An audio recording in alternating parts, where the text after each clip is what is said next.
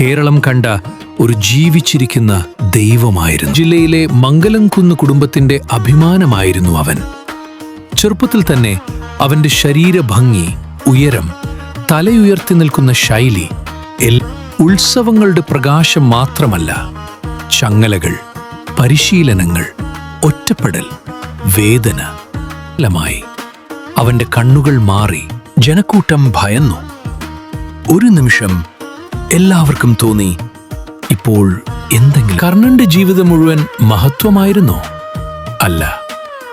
അവന്റെ ജീവിതത്തിന്റെ വലിയ ഭാഗം ഉത്സവവേദിയുടെ പ്രകാശത്തിന് പുറത്തായിരുന്നു.